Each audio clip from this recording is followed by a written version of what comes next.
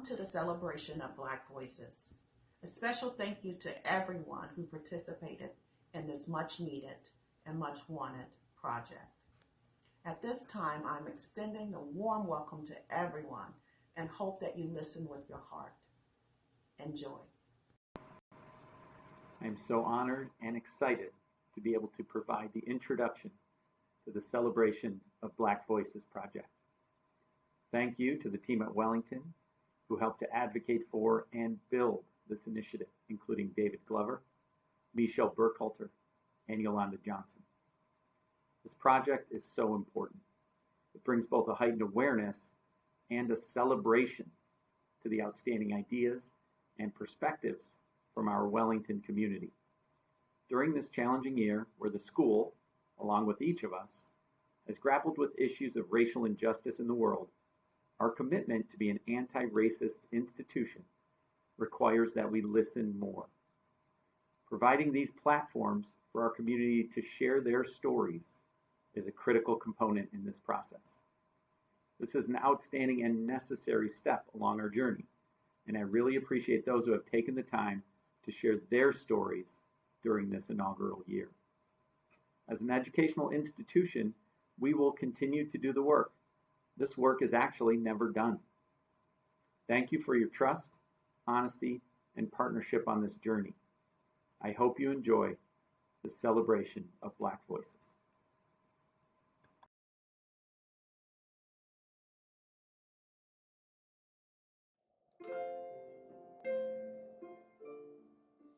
Lift Every Voice and Sing, often called the Black National Anthem, was written as a poem by the American author, educator, lawyer, songwriter, and civil rights activist James Weldon Johnson, and then set to music by his brother, John Johnson, in 1899.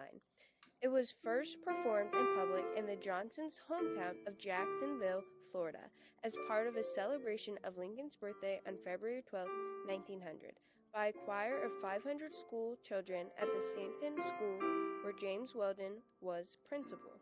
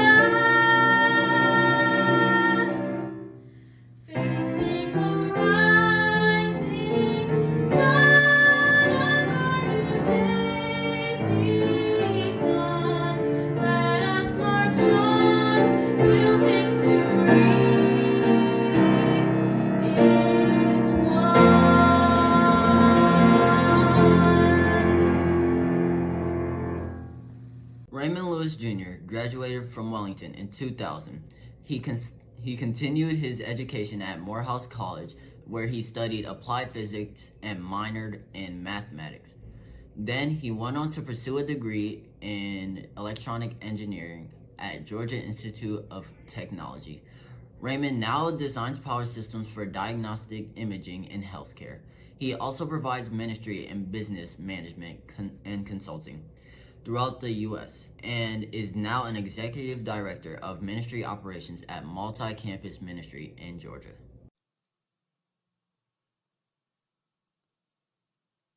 The graffiti is on the wall, not plastered or bolstered upon the commons nor the halls, but indelible marks nonetheless that express, I was here, little brother.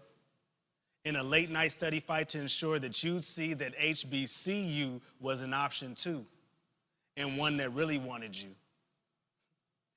Big sis, I appreciate you leaving the light on in the guard so I could see your track prints in the rafters. A first never to be forgotten or wiped away, here ever after. And even us, come close, I'll tell you a secret. We left our mark in the dark room, but it's a black one and always will be. So you might not see it, but so be it. See, being a black voice at Wellington is about firsts. And no, it doesn't have to be the historic type like a Hank Aaron or a Cicely Tyson type of first. And for that matter, it doesn't even have to be an Elizabeth Blount or a Romel Faddis type of first. You know, the ones that hit a little closer to our tribe. No, see, our firsts are just as dynamic and varied and diverse as our backgrounds and our experiences, and for that matter, our melanin. Shoot, take me for instance. I know what it's like to ride to school in Mr. Roberts Field's Ferrari. But in the same day, I also know what it's like to leave school on the Wellington school bus. You know, the one that everybody knows is headed to the other side of town. Yeah, that one.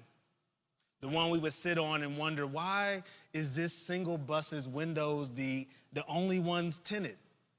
Is that so that the world doesn't see the majority of Wellington's blacks?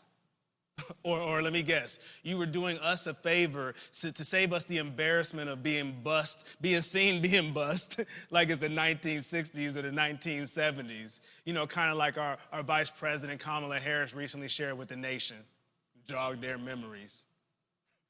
Memories. No, probably neither. It's probably neither one of those. But see, that's the thing. Everything about Wellington leaves its mark, though. And sure enough, those dark tinted windows left dark marks on us. But that's the thing. Everything about Wellington leaves its mark, though. So how can you? For that matter, how could I leave my mark, my art, graffiti? See, back before we had alumni versus student games in the board gym, simply because we had no board gym, we would spend our 12-hour days in the winter at school. Now, I remember it like it's yesterday. It makes me feel like I'm hearing one of the old folks say these stories of back in my day. We would sit there, and I can remember it would be me and Max McLean and William Whitted, James Hutcherson, and, oh, you can't forget Chris Watson, He's an unforgettable person. But we would be there late into the evenings, clinging onto each other's blackness like it was a lifeline, even though we each had our own ambitions. Mine? See, I had to see my big brother Shaz's records, all the Steals records, the single game Steals record, the Steals in the season record, for that matter, the all-time Steals record. I had to have it, and I achieved it. But this story is not about me. It's not about me. I like to make it about me, but it's not about me. But I think back to those days when we would spend waiting in the evening until our 7 p.m. start time for practice. Why? Because, see, I don't know if you guys can even relate to this now because we got multiple gyms and multiple courts where multiple teams can practice all at the same time. No. Back in my day, we had 6 basketball teams in 1 basketball court. So that meant, of course, the men's varsity basketball team was 11 times out of 10 going to be the ones who practiced last. Shoot, that even meant if we had to stay or we went all the way to the south side to practice at Birdliner. I'm sure a lot of you don't even know about that. But see, that's the thing. We decided back then that even though we were there grinding into the afternoon to tag the dub with our own excellence, that we were going to spend those days with the middle school practice team. Why? To invest in them. To hopefully even generate a genuine impression on them or create a genuine fandom for the Adam Claters and the Lorinda Hayneses that were trailing in our footsteps. But see, that's the thing about those black voices, that we weren't just relegated to athletics. Never have been, never will be. But see, there's something about that first bit of graffiti that mars a wall. Take number 1 up there, for instance. Yeah, see, that clean, white, pristine wall, yeah, it's never going to be the same again. I get it. And yes, the wall may even be offended by the language and the hues and, shoot, the general swagger that's sprayed all across it. But understand that's only because it's the first. But the cultural nugget about a tagged wall is that a tagged wall begets more tagging. It's simple. And everybody knows it. You've seen it, whether it's been on TV or whether you see it on the overpasses on 315. And you know as soon as someone gets in their feelings, it feels like, you know what, I'm going to cover this up. What happens? 2 more, bigger, bolder. They show up right just after, before the paint even has a chance to dry. Yeah. And my expression, it's uniquely mine. Where I leave it is because of all the walls that were tagged before me, all the places where people tagged it before me. And by the time you leave your mark on this school, on this family's wall, our marks will merge into a graffiti tableau, a cultural work of art that we leave behind that makes us as much Wellington and Wellington as wonderfully black as we are. Yeah. And that's whether my black editor-in-chief voice is all over our Duke yearbooks, or your black voice is the first valedictorian speech heard in 15 years. Shoot, maybe 30 years. It might even be ever. I'm not sure. I have to get back to you on that one. But the point is this. All of us, be it black or white or minority or economic status is in the in-betweens, all of us have to find our first and find our voice to ensure that we do this thing together. I mean, whether it's a Wellington lifer like Majesty, or it's those that we don't even remember to say their names because they didn't happen to graduate our stage. No, see, all of us, this is how you as current students and us as former students come together to ensure that our uniqueness is never forgotten, that it can never be whitewashed, and that it's never taken advantage of, taken for granted, or taken as though it came from somebody else.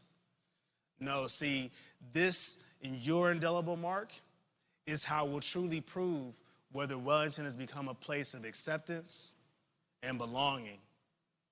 You be Black history.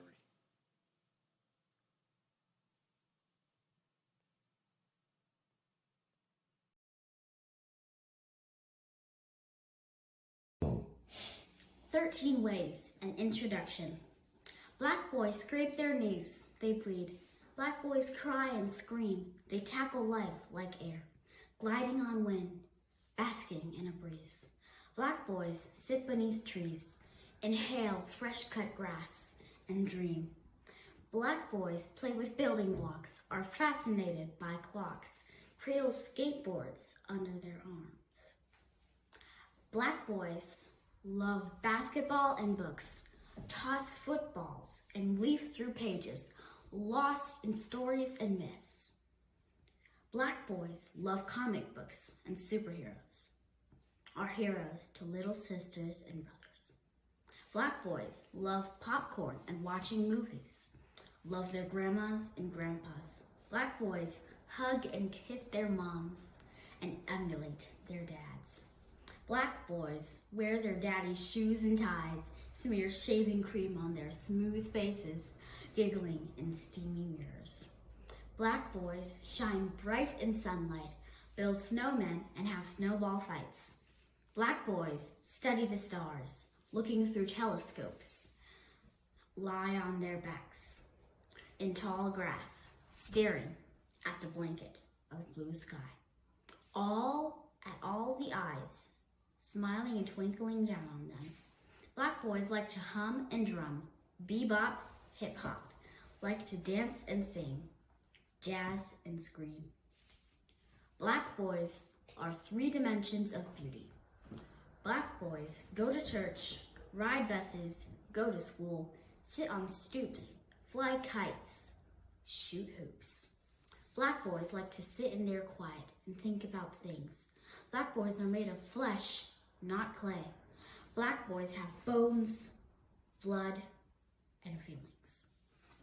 Black boys have minds that thrive with ideas, like bees around a hive. Black boys are alive with wonder and possibility, with hopes and dreams. Black boys be bouquets of tanka, bunched up like flowers. They be paint-blotched into a myriad of colors across the canvases of our hearts. We celebrate their preciousness and creativity. We cherish their lives. Tony Mazzina. Hi, my name is Max McLean and I'm here to talk to you about my experiences after graduation. I graduated from Wellington in 2001 and I was the graduation speaker for my class. I then went to school at Morehouse College in Atlanta, Georgia and majored in business. I graduated with honors in Phi Beta Kappa Honors Society. After graduation I then went to work with a marketing firm called Images USA. Because of my experiences at Images, I then went into grad school and did my master's in marketing. At Emory, I enrolled in the Goizueta School of Business and my major was marketing. So after school, I decided to come back home. I got my real estate license and started my real estate business with my best friend Aaron. The name of our company was Mac & Company because my last name was McLean and his is McDaniel. We kept the business until my accident. So once I returned to Atlanta, I started to work for a company called Liquid Soul as an account manager. Liquid Soul is a media and marketing firm. I was given 2 major companies to oversee their marketing needs. They were General Foods and Walmart. For the company, I also handled the movie premiere setups in cities all over the USA. 2 of the movies were Fast and Furious 1 and the Jackie Robinson Story 42, which I'm very proud of. Unfortunately, on January 20th, 2013, I fell off my apartment's balcony and sustained my injuries of a stroke and traumatic brain injury. Because of the injuries, I now have to use this device to communicate, study hard, and have fun. I had a great experience here at Wellington. If I had never come to this school, I would not have learned to ski at an early age or the kind of education and travels I received. I even went to Culver Military School for a summer program when I was in the 6th grade and traveled to France in the 7th. My experiences were different because of my academics. The last 4 years here I had the honor of being the Huntington Banks Scholar and my tuition was paid. To this day, several of the teachers are my forever friends, Mrs. Robbins, Mrs. Potter, Mrs. Schimberg, who is now passed, and Mr. O'Hara, to name a few, and all of my fellow Wellingtonians. Thank you for giving me the opportunity to speak to you today. Go Jaguars!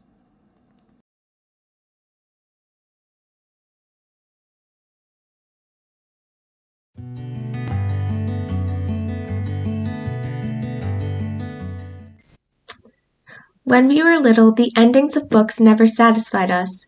We would always have questions like, wait, what happened to them? What about her? Why did they do that?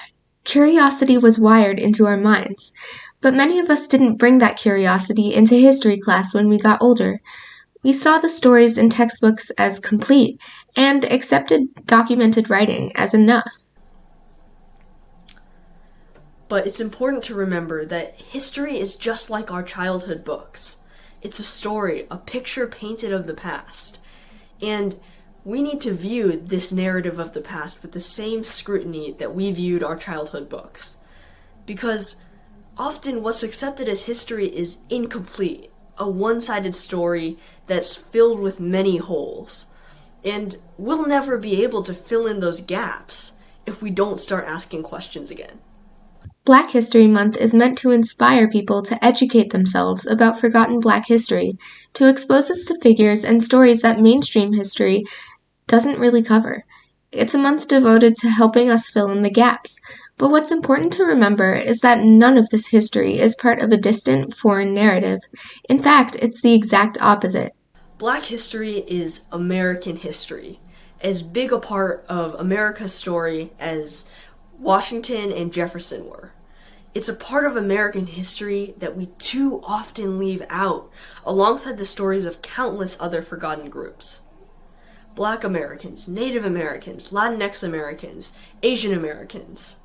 The histories of every group are unique and intertwining parts of the same American story. America is made strong today by the diverse groups that it's made up of. Yet, it often seems like the stories of these communities are nothing but footnotes in history books that tell the tales of only the white majorities. So, Black History Month isn't only about highlighting the unsung accomplishments and struggles of incredible African Americans, it's also about completing an incomplete narrative, asking questions, and realizing that there's more to history than the stories of Washington and Jefferson. It's about learning about all aspects of the past, telling history as it should be told. These missing stories are unsung harmonies to the song that we're used to hearing, but they are just as important and should be just as loud. We become stronger with a blend of these voices and with a blend of stories. Stories about heroes who you've never heard of, and stories about children who can finally dream because they have idols who look like them, heroes who they can relate to. We have already missed so many chances to remember the many brilliant Americans whose stories have been swept under the rug time and again. But if we choose to remember these forgotten narratives, if we choose to rediscover them as American history, then we can keep the flickering flames of these stories alive. We can create a light that will give people who feel alone and overlooked by history reassurance that they belong here. We can continue to build the harmonies until we hear the strong, clear song that tells the story of our America.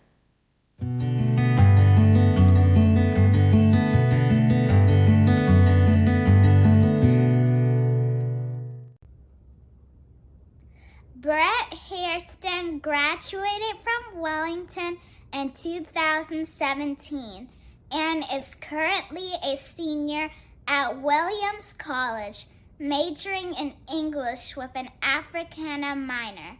While at Wellington, Brett was an active member and co-president of the African American Awareness Association, and also served on student council throughout upper school. She currently co-edits the Africana Department journal Kaleidoscopes and is an Allison Davis Research Fellow in Black Literature. Hi, I'm Brett Hairston. I graduated from Wellington in 2017, which feels like a very long time ago now. And I'm here to talk to you guys about leadership and about using your voice in the Wellington community. I started at Wellington my freshman year of high school. I was not a lifer, and that could be kind of odd and uncomfortable at times. Most of my classmates had already known each other and grew up together, and I was kind of just there and feeling kind of lonely. And I would not have gotten through that time if it weren't for the Black community embracing me and making me feel like I belonged at Wellington. And it was with their support that I kind of had the courage to do a lot of the leadership roles that I did while at the school. I did some sports. I was a part of soccer, basketball, and softball. Softball was my favorite sport at the time. Also did some student government, did some theater here and there, and some other things throughout my high school career. But I was really able to bring my voice into the community through the African American Awareness Association, otherwise known as 4A. And I got really involved with them during my freshman year, ended up becoming the co-president during my senior year, and we did a really wide range of programming. Some were a bit more fun, like we had a game night one time, or we had a Valentine's Day themed event. We all watched Love and Basketball. And then we also had some more serious events where we would go and see Angela Davis speak at Columbus State about racism and police brutality, or we also had a die-in protest in response to the police killings of several Black people over the years, and also in response to some political conflict and strife that was happening in the high school at the time. And a lot of the work that I did and that my friends did at the time was about like creating a big movement against racism in the community. But it was also just as much about finding a way for all of us to bring our voices into the community and to make a change in a way that would have our identities and our existences respected in totality.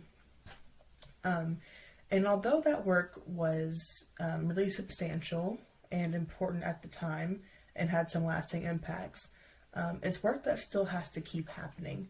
And we've seen that over the past year, during the summer with the murders of George Floyd and Breonna Taylor, and even with the Dear Wellington page that popped up.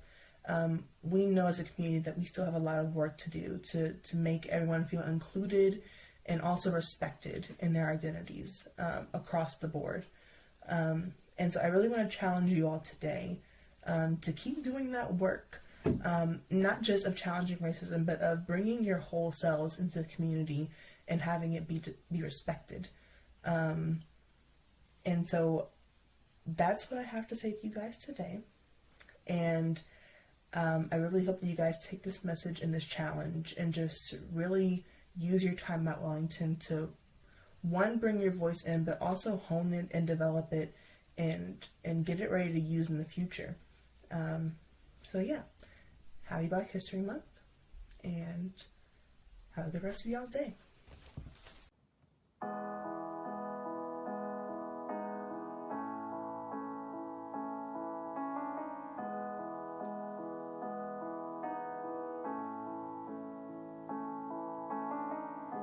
Imagine there's no heaven.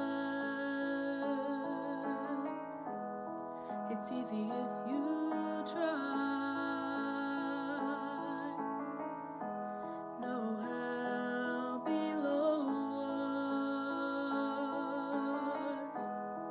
Above us only sky. Imagine all the people living for today. Imagine there's no countries. It isn't hard to do. No need for greed or hunger, and no religion too.